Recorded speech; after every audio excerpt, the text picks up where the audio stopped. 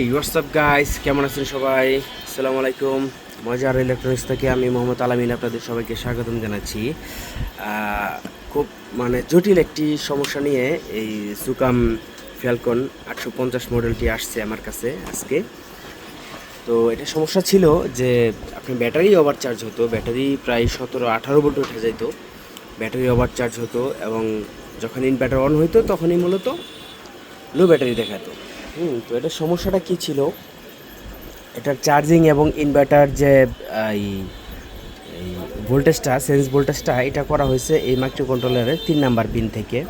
তো এখানে থাকার কথা 3.7 বা 6 ভোল্ট, কিন্তু এখানে চলে আসছিল 1.2 ভোল্ট বা তার থেকে নিচে। কিছু কিছু সময় আমি এখানে ভোল্টেজ ফলস পেতাম যে আপনার 0.9 বা 1 অ্যাম্পিয়ার এরকম, 1 ভোল্ট এরকম আসতো আর কি।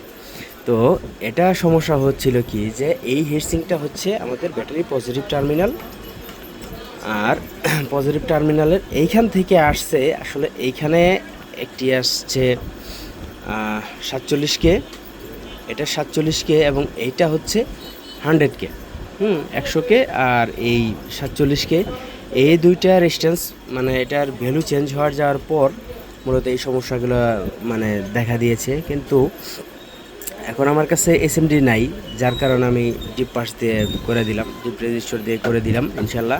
তো এখন এটাকে করা হবে। তো আপনাদের আইপিএসে বা টিভি এলইডি যে কোনো কিছুতেই, ইলেকট্রনিক্সের যা কিছুই থাকুক, আমাদের কাছে অবশ্যই পরামর্শ নেবেন। যদি কোনো সমস্যা হয় আমাদের সাথে যোগাযোগ করতে পারেন সবাই।